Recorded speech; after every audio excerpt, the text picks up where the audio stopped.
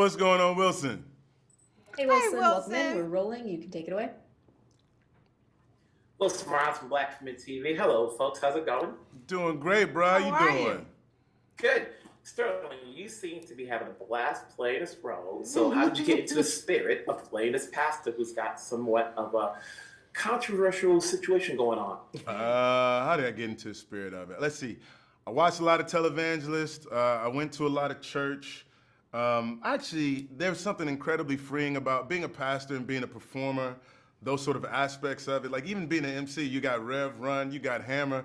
Like everybody sort of floats in between all three of those things. Who else? Mace, you had Mace. And Mace, that's right. Mace became part of church too. So I think just being a performer, it felt natural in that way. But then also sort of like the things that he's wrestling with, the way in which the devil torments him in particular. I have friends and family who have had similar situations in their own personal lives. And I felt like it was an interesting story to bring to the forefront of our culture. So yeah, I'll leave it at that. Regina, obviously, your role is, your performance is a balance between comedy and drama. Was there more you wanted to add to it when you got the script? I think that it was natural. I think once we started our rehearsals and talking about it, and then speaking with Adama and her vision, and realizing the depth that it needed, actually to resonate, a lot of the themes to resonate, but also the levity. They both were required, and then being able to play with Sterling. I don't know. It's like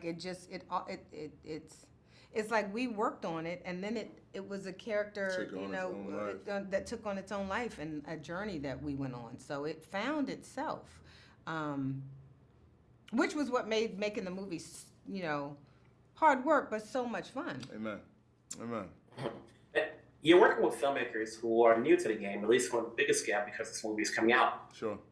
Even though you guys have worked on different projects throughout the years, is there anything you picked up from her direction that you can take on to your next project? Maybe it's something new that you maybe have not gotten from other directors.